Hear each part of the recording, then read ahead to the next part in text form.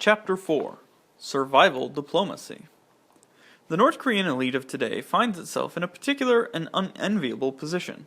It cannot reform itself because in a divided nation, Chinese-style reforms are likely to trigger regime collapse, which in turn will bring ruin to the current elite. North Korea is therefore stuck with an outdated economic system that cannot generate growth and sometimes cannot even provide for the sheer physical survival of the country's population. Hence, the North Korean government has no choice but to seek outside aid just to stay afloat. This is difficult, since such aid cannot be sought through the channels usually employed by poorer countries, that is, by lobbying international organizations and NGOs. Normal aid is not of help to North Korea's rulers because such aid always comes with conditions that are seldom compatible with their policy goals.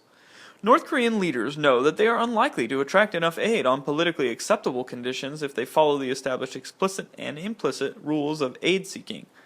They have thus decided to bend the rules, playing a myriad of games and using a variety of tools to seek aid on their own terms.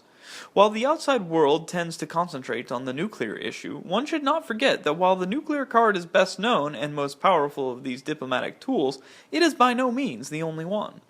The diplomatic survival games are played by the North Korean regime with admirable skill, but also with remarkable disregard for humanitarian concerns.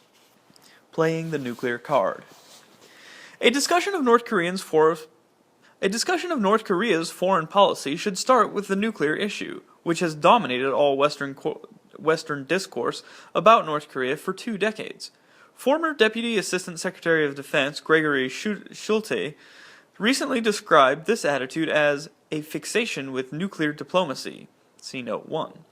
A Vietnamese diplomat posted to the United States once joked that he would have to work hard to explain to Americans that Vietnam is not at war. Or that Vietnam is not a war. I'm not sure whether he succeeded as yet, but it's certain that for the vast majority of Americans and Europeans, North Korea is a nuclear device.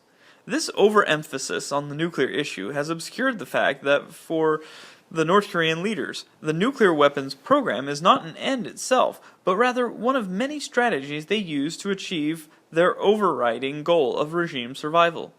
Like their unwillingness to reform themselves, their costly decision to go nuclear is anything but irrational. Instead, it is deeply related to the peculiarities of their domestic and international situation and unlikely to ever be reconsidered. The United States and other major Western countries have good reason to worry about the North Korean nuclear program. But contrary to what North Korean propagandists now tell their domestic audience, U.S. leaders do not lose sleep in fear of a North Korean nuclear attack on the United States.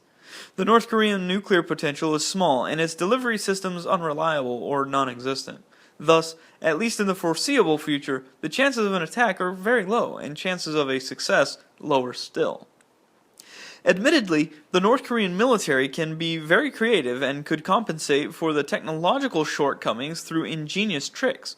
For example, a nuclear device can be hidden in an ordinary-looking fishing boat and then detonated somewhere in the San Francisco Bay. It might be argued that in the event of a war between the United States and North Korea, the trawler in question would probably arrive at its destination long after hostilities are over and the North Korean regime has ceased to exist.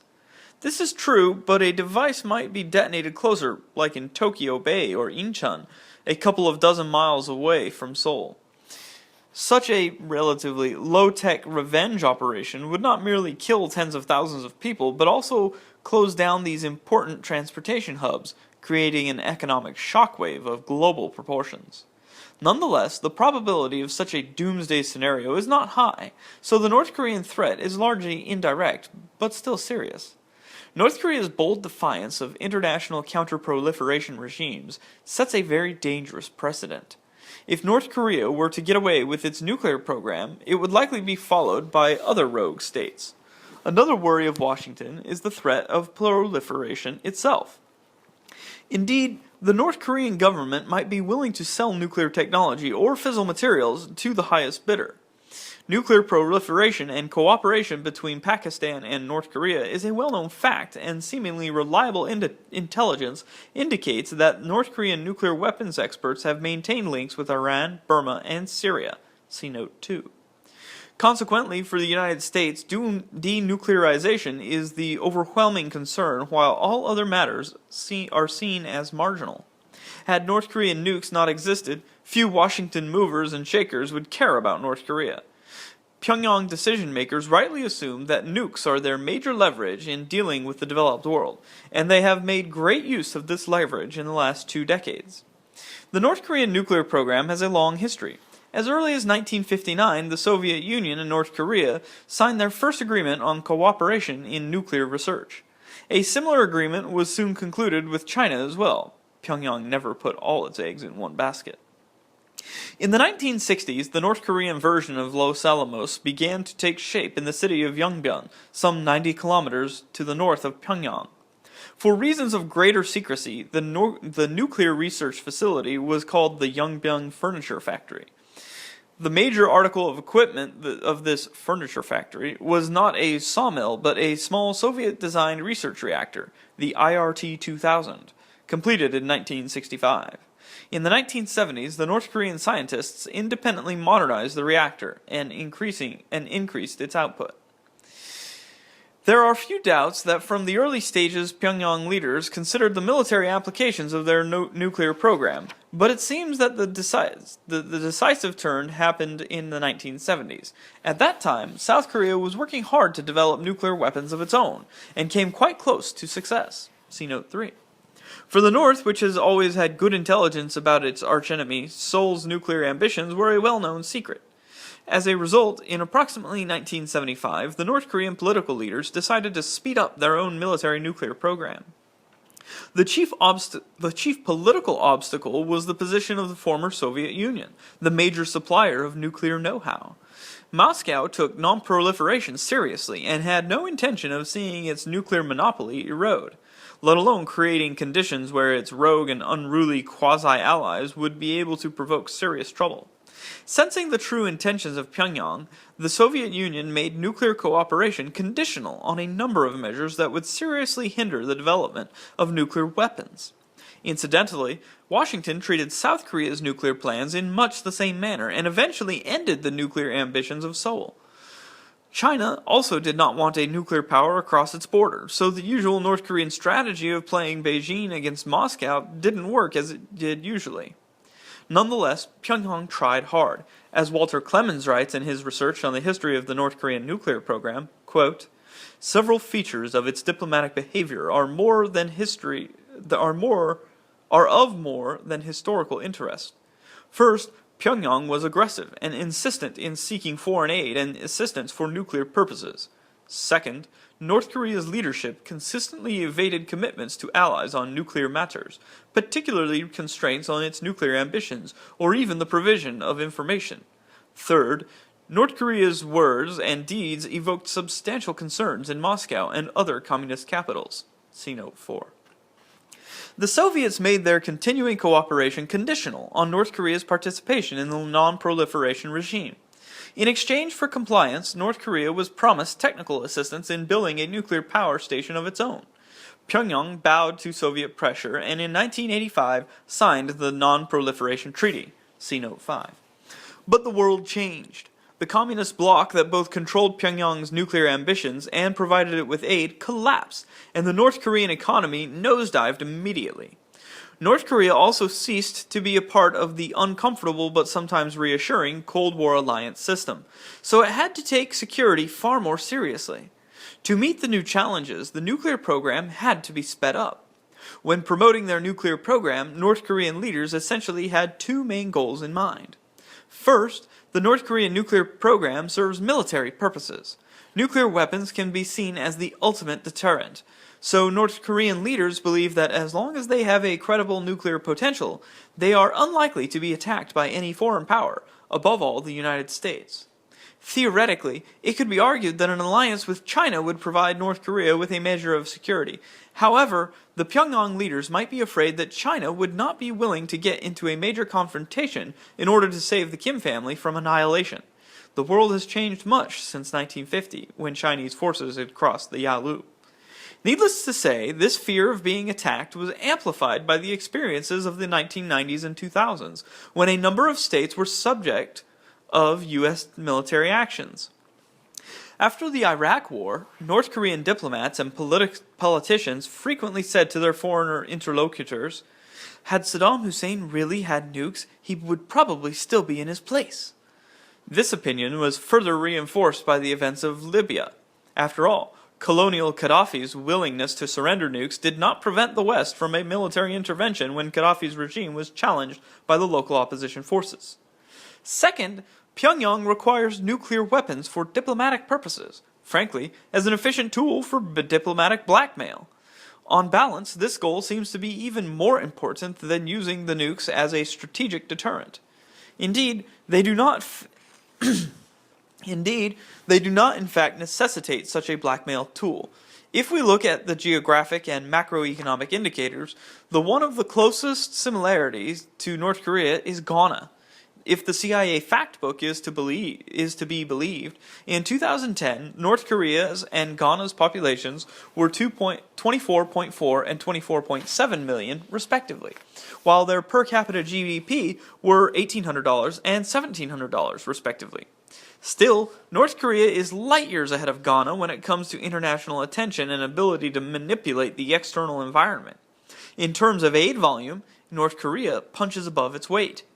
The aid monitoring regime in North Korea is remarkably lax by any accepted international standard.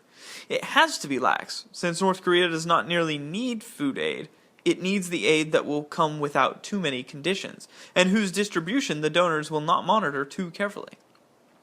Contrary to what some extreme critics of the regime say, it does not want to starve its population to death. Kim Jong-il and his son, Kim Jong-un, as well as their advisors, would probably much prefer to see the North Korean farmers alive and well, and extolling the leadership's wisdom and benevolence. But their survival is not very high on the regime's political agenda. Thus, uncontrolled aid can be distributed to the chosen groups of the populations whose support, or at least docility, is vital for the political stability, above all to the military police officials and the population of Pyongyang and other major cities. Therefore, the irritating presence of foreign monitors is not welcomed. Needless to say, political demands of the donors, like, say, a suggestion of changes to the economic management, are not acceptable either. So far, North Korean diplomats have been remarkably successful in getting aid on conditions that would be seen as unacceptable from another country. And there is little doubt that the nuclear program played a key role in this success. Aid maximizing diplomacy. The first nuclear blackmail campaign, aka the first nuclear crisis, was launched around 1990. Evidence of Pyongyang's nuclear weapons program began to surface, despite the fact that North Korean officials denied the very existence of such a program. Nonetheless, the evidence mounted, and North Korean diplomats did not really mind. The growing unease served their interests quite well. One cannot rule out that some leaks were even arranged by the North. As tensions mounted, North Korea threatened to withdraw from the Non-Proliferation Treaty, and at one point Pyongyang diplomats even promised to turn Seoul into a sea of fire if the necessary concessions were not made. The blackmail brought success. After much saber-rattling and diplomatic maneuvering, in 1994 the oddly named Agreed Framework Treaty was signed in Geneva. According to the agreed framework, North Korea promised to freeze its military nuclear program and accept international monitoring of its nuclear facilities. North Korea also agreed to suspend construction of 2 additional nuclear reactors and ship some spent nuclear fuel rods out of the country. In exchange, it got hefty payments. To handle the issues, an international consortium known as KEDO was created. KEDO stands for Korean Energy Development Organization. By far, the chief donors to the KEDO budget were South Korea, Japan, and the United States. In 1995 to 2005, they provided $1,450, $498, and $405 million, respectively. See Note 6. KEDO was to build in North Korea 2 light water reactors that are good for power generations but not particularly useful for production of weapons-grade plutonium. It was also promised that until the completion of the reactors, KEDO would regularly ship significant quantities of heavy fuel oil to North Korea free of charge. See Note 7. It is widely rumored that the U.S. negotiators were ready to be so generous because at the time they assumed the North Korean regime would not last long, and thus the promised aid and concessions would not need to be delivered. For example, in 1994, Jeffrey Smith of the Washington Post quoted unnamed U.S. officials who assured him that the implementation period of the agreed framework, quote, is almost certainly an sufficient period of time for their regime to have collapsed, unquote. See Note 8. Apart from the light water reactors, North Korea also received a lot of foreign aid without too many conditions. To a large extent, this reflected the mood that remained dominant during the Clinton administration. At the time, a number of U.S. policymakers believed that by providing aid and pursuing the Quito Agreement, the United States might eventually build enough trust to persuade North Korean leaders to surrender their nuclear program completely, or at least keep the situation under control until the collapse of the Kim family regime, which they thought would happen soon. It was against such a backdrop that North Korea, then in the grip of a disastrous famine, became a major recipient of foreign aid beginning in 1995 and 96. Most of the aid was presented as purely humanitarian in nature and unrelated to the ongoing crisis, but there are good reasons to think that North Korean officials saw the aid as a kind of tribute, an additional reward for their willingness to ostensibly freeze their nuclear program. This might be a cynical view, but a look at the statistics confirms that North Korean officials might have been right in their hard-nosed assessment. As we'll see below, as soon as relations with the United States deteriorated in 2002, the American aid all but disappeared. The same thing happened to Japanese aid after a crisis in relations caused by revelations about the abduction of Japanese citizens. This hardly supports the view that the aid was driven exclusively by lofty humanitarian considerations. Throughout the 96 to 2001 period, the time when the food crisis was most acute, North Korea received a total of 5.94 million metric tons of food aid. Most of this aid came from courtesies described by Pyongyang's official propaganda as the mortal enemies of the Korean people: the United States, South Korea, and Japan. The United States provided 1.7 million metric tons, 28.6% of the total. South Korea provided 0.67 million metric tons, 11%, and Japan provided 0.81 million metric tons, 13.6%. Of the ostensibly friendly countries, only China was a major provider of aid through the 1996 to 2001 period, with 1.3 million metric tons of food shipped to the north. See Note 9. The food shipments played a major role in mitigating the humanitarian disaster. North Korean diplomats not merely succeeded in acquiring a large amount of aid, but also ensured that the aid came without too much obtrusive control, and hence could be channeled to those people whose compliance and support were vital for the regime's survival. Foreign monitors were denied any access to a significant part of the country, including areas that were hit hardest by the 96 through 99 famine. Even in the most permissive period, around 2004, the foreign monitors were allowed to supervise distribution only in 167 of 201 counties. No Korean speakers were allowed into the country, and until 2004, the authorities even banned World Food Program personnel from attending Korean language classes. Monitoring teams were always accompanied by the government-assigned interpreters who filtered all questions and answers. North Koreans often assumed, probably correctly, that these people were by default on the payroll of the political police, so they were unlikely to say anything dangerous in this menacing atmosphere. The number of WFP monitors was kept small, and their inspection trips had to be approved by the authorities well in advance, so everything could be arranged and monitors usually saw only what their handlers wanted them to see. See Note 10. Things changed after the so-called second nuclear crisis. The crisis erupted in October of 2002 when Assistant Secretary of State James Kelly was visiting Pyongyang. By that time, the U.S. government had acquired intelligence indicating that North Koreans were cheating, and that Pyongyang was secretly pursuing a uranium enrichment program. In Pyongyang, James Kelly confronted North Korean officials. What followed is not exactly clear. According to Kelly, the North Korean Deputy Foreign Minister admitted the existence of highly enriched uranium (HEU) program, but the North Koreans eventually denied that such admission had taken place. They came out with a different interpretation. According to Pyongyang's version of the story, the North Korean diplomat in question merely said that North Korea was entitled to have an HEU program since it was facing a hostile superpower, implying that the entitlement was more or less theoretical. At any rate, this exchange was taken as proof of the clandestine HEU program. With the wisdom of hindsight, this seems to be a correct assumption since in 2009, after years of denial, Pyongyang admitted that it had the HEU program. In November 2010, the North Korean officials proudly showed off a huge uranium enrichment facility to visiting U.S. nuclear scientists. It is possible that the North Koreans hoped to acquire an additional source of income by negotiating a buyout of their HEU program for a hefty price, a scheme somewhat similar to the buyout of plutonium program in 1994. However, even if it was indeed the initial plan, it did not work as intended. With George W. Bush and his neoconservative advisors in the White House, things took a different turn. Instead of bargaining for another buyout, the United States cited the HEU program as proof that the North Koreans should not be trusted. Large-scale aid was discontinued.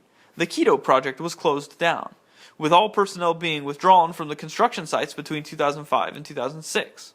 In 2003, North Korea formally withdrew from the Non-Proliferation Treaty, becoming the first state to ever do so, and actually creating a dangerous precedent. Obviously, some Washington hardliners assumed that without U.S. aid, North Korea would soon collapse. However, North Korean diplomats have been successful in finding substitutes for the U.S. aid, and from 2002 to 2010, aid shipments came from South Korea and later China, compensated for the sudden halt of the U.S. food and economic assistance. Indeed, the North Korean economy actually began its partial recovery right around the time when the U.S. aid was halted. At any rate, the Bush administration was not in the mood to talk to Kim Jong-il, whom Bush despised and once even described as a pygmy. North Korea itself was described as a part of the axis of evil. As an important part of efforts aimed at pressing the North Korean regime and driving it into denuclearization and/or collapse, the U.S. government used Section 311 of the Patriot Act and targeted financial institutions it knew handled the money of the North Korean government and the Kim family. They were accused of money laundering, an accusation not completely unfounded but perhaps exaggerated, as only a relatively small part of the Pyongyang income comes from illegal activities. In September of 2005, a small bank in Macau, Banco Delta Asia, BDA, was singled out as a money laundering outlet. Indeed, it was very involved in dubious transactions with Pyongyang. As a result, $25 million of the North Korean funds were frozen, and U.S. banking institutions ended operations with the BDA. Obviously, the U.S. government wanted to set a precedence by issuing a warning to all banks that might wish to become too cozy with the North Korean regime. When it comes to state finances, $25 million is not a large sum of money, even for a poor state like North Korea. But the decision produced a surprisingly strong reaction from Pyongyang, perhaps because the funds seemed to be the private treasure of the Kim family. For a brief while, international bankers avoided any interaction with their North Korean peers, and in some cases large transactions had to be conducted in cash. It was argued that such measures interrupted the supply of perks to the Kim family, and the top North Korean bureaucrats whose appreciation for Swiss cheese and French cognac is well known.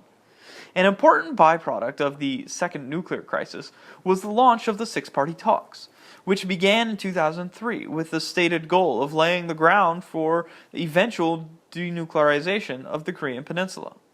The talks were attended by the six powers involved in the ongoing nuclear crisis: the United States, China, the host of the talks, South Korea, Russia, Japan, and of course North Korea. From the very beginning, there was little doubt that the talks were not going to achieve their stated goal, since the Kim family regime has never had the slightest intention to surrender its nuclear program. Nonetheless, the six-party talks were not useless. Negotiations helped to ameliorate tensions and created a useful forum where Korea-related security issues could be discussed freely. However, because the United States provided so little aid to Pyongyang between 2002 and 2006, relations between North Korea and the United States remained very tense. North Korean leaders therefore decided that it was time to dramatically raise the stakes. By that time, North Korea had amassed enough plutonium to produce a few crude nuclear devices.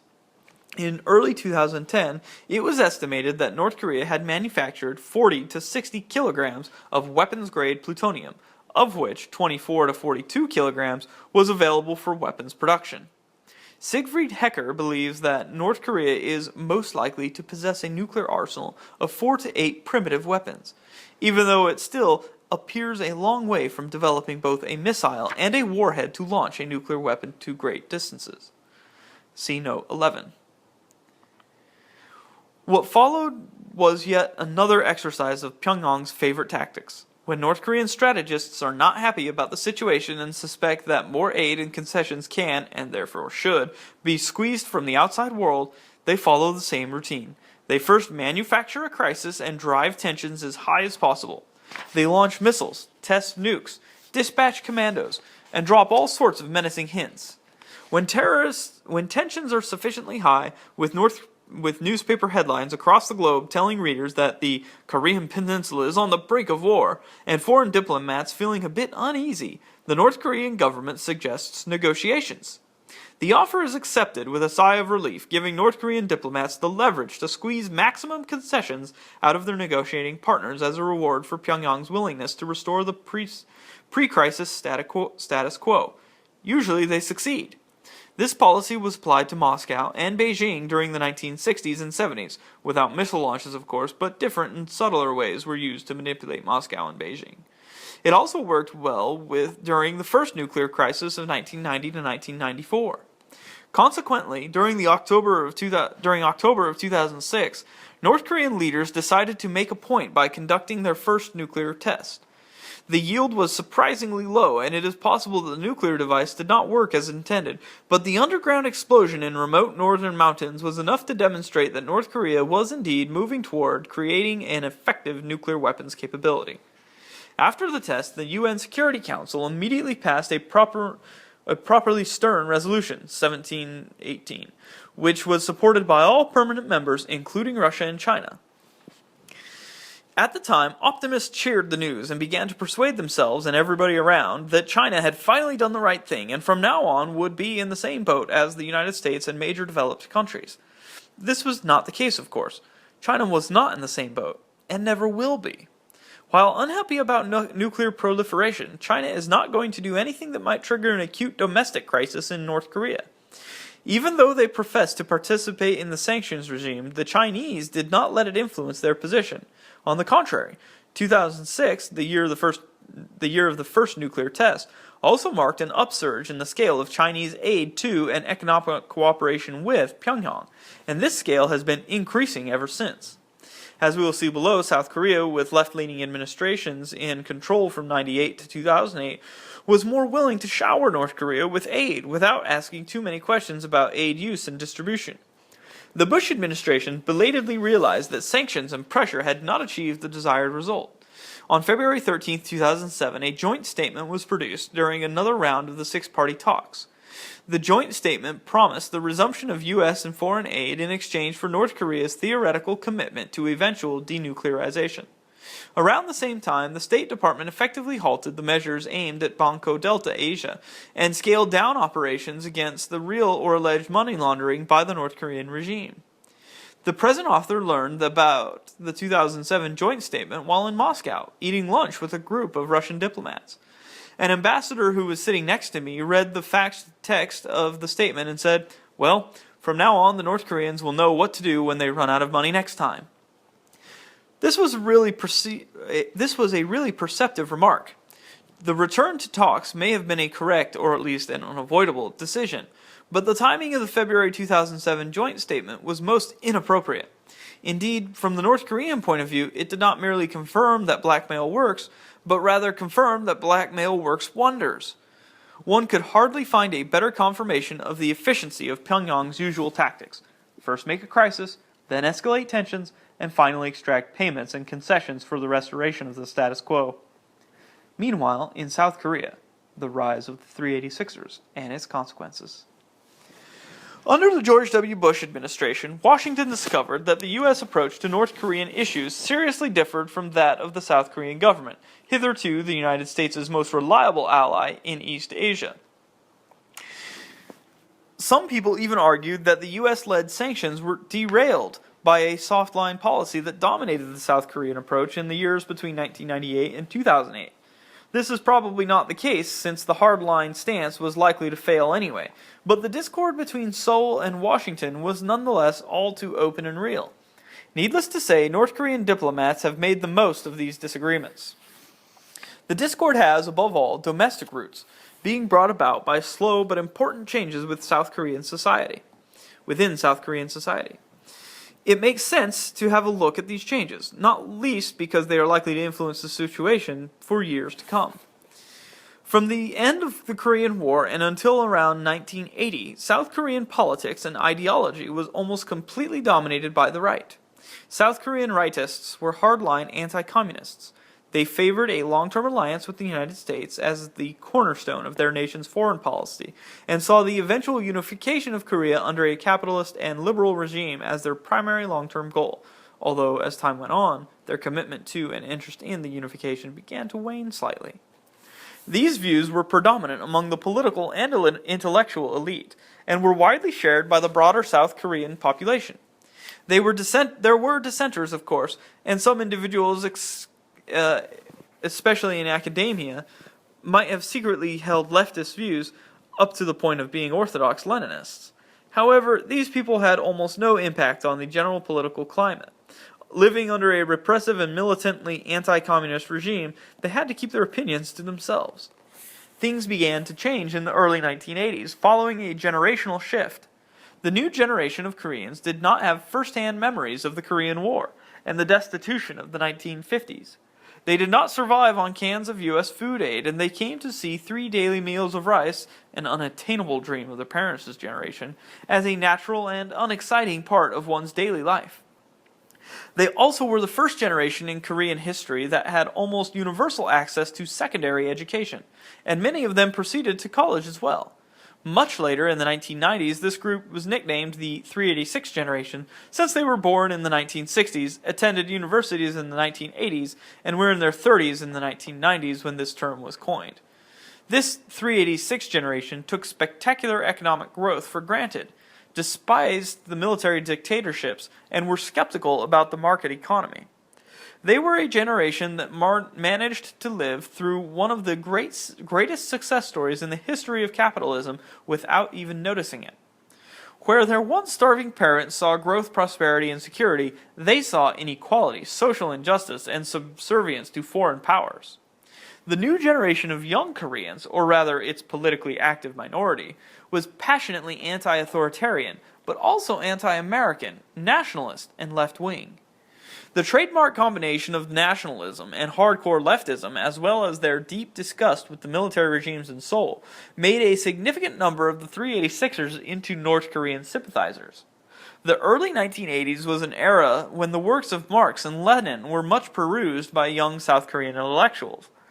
Some of them went further. They read treatises on Juche thought, and exchanged smuggled North Korean publication and transcripts of North Korean radio broadcasts. The more radical of these young dissenters began to imagine the North as a land of social justice, unspoiled Koreanness, and somehow democracy. Leftist activists played a major role in the pro-democracy movement that, in 1987, brought an end to decades of authoritarianism in South Korea. However, soon after this triumph, the more radical factions of the nascent South Korean radical left suffered 2 major blows. First, between 1989 and 1990, the communist bloc disintegrated. It instantly became clear that neither the Soviet Union nor Eastern Europe were what South Korean student radicals somehow believed them to be, namely a paradise of workers' rights, general well-being, and true democracy. Lands where happy peoples enjoyed an eternal bliss of a near-perfect social system. Second, in the mid-1990s, the dramatic increases in contact and interaction with North Korea, both direct and indirect via China, made it impossible to dismiss reports of North Korea's destitution as fabrications of the reactionary forces and lies of CIA-paid hacks. It began to dawn on South Korean leftists that North Korea was a very poor third-world country run by an authoritarian regime. They still cannot make themselves utter the word dictatorship when talking about the Kim dynasty. Up until now, many of the South Korea's self-styled progressive intellectuals have remained remarkably willing to overlook even the most repulsive features of the Pyongyang regime, while being unforgiving when it comes to the abuses committed by the South Korean military dictators. Nonetheless, their initial enthusiasm for a Juche utopia vanished by the mid-1990s. In the heyday of South Korean student radicalism during the late 1980s, a vocal minority of activists believed that the country should be unified under some version of Leninist socialism, more or less similar to the then-current North Korean system. The majority, however, preferred a less radical solution and talked of a confederate state where both parts of Korea would keep their peculiarities whilst moving toward a compromise in social and political terms. Theoretically, the South Korean left, including its moderate factions, still prefers a confederation, obviously in the hope that within such a confederation a sufficiently progressive, red, non-market model could prevail somehow. Meanwhile, the mainstream also moved away from the anti-communism of the former times while discovering important reasons to be skeptical about the prospect of unification as it had been understood before. Since the mid-1990s, a growing number of younger South Koreans have began to quietly entertain doubts as to whether the unification at the first opportunity would be such a good idea. This ongoing shift of opinions reflected changes in South Korean society. The number of people in the South who have ever had direct personal connection with the North is dwindling. As of 2010, people born before 1940 constituted merely 9.8% of South Korea's population, see Note 12. They are the only people, however, who might possibly have some first-hand memories of the North or North Korean relatives and family members. The bitter German experience also played a major role in the reassessment of a once rosy attitude towards unification. News from Germany made Seoul decision-makers and the general public realize that the unification of the North and South would be vastly more expensive than anybody had imagined. The difference in per capita income between East and West Germany was 1 to 2 or 1 to 3, while in Korea, even if one believes the most optimistic estimate, the ratio is 1 to 15. Pessimists think it's closer to 1 to 40. The ratio of the population is also less favorable than in Germany. Taking into consideration the ongoing German troubles, well known in Seoul, this sounds like a recipe for disaster. The generational shift contributed to changes as well.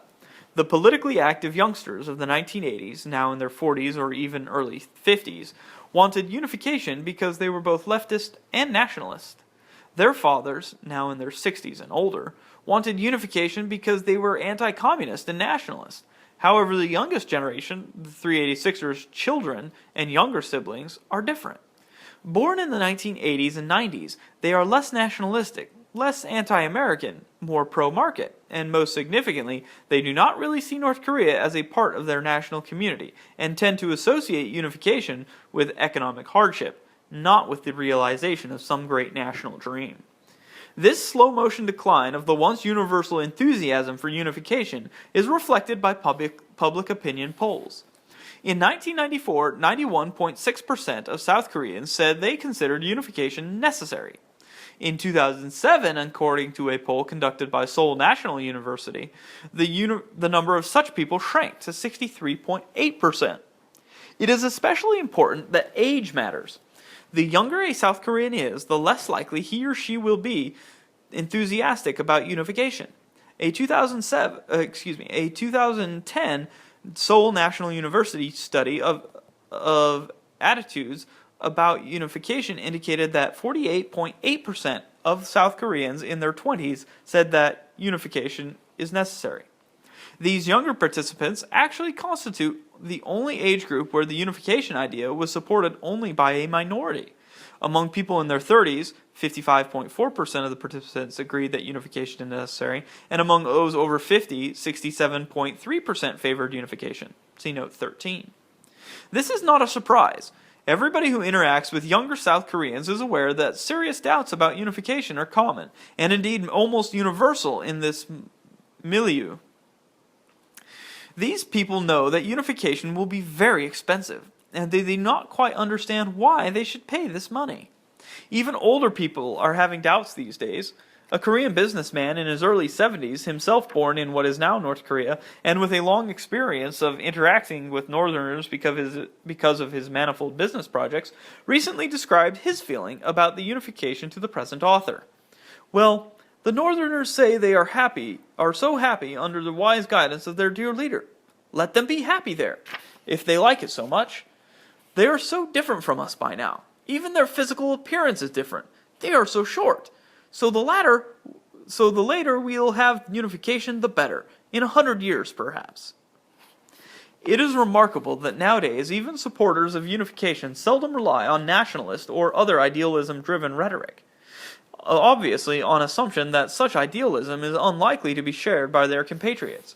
Instead, they talk about the economic advantages of unification, which will give the South Korean economy access to the cheap labor and rich mineral resources of the North. Irrespective of whether such statements are true, they clearly wreak a quasi-colonial attitude towards the supposed brethren. And this attitude does not bode well for North Koreans' post-unification future. However, there is one interesting peculiarity. These changes in public opinion are seldom reflected in public discourse. This silence is understandable. All ideological packages that exist in South Korea include ethnic nationalism as a key ingredient, and the idea of unification is an inseparable part of all varieties of Korean nationalism. For any Korean public figure, it would be politically suicidal to openly question the need of eventual unification. Any good Korean citizen, regardless of his or her views on any other issue, is expected to believe in the shared historic destiny of the North and South. This contradiction between professed beliefs and actual feelings makes many people look for excuses that would justify postponing unification into a distant, undetermined future, but without falling into the heresy of openly challenging the need for unification as such.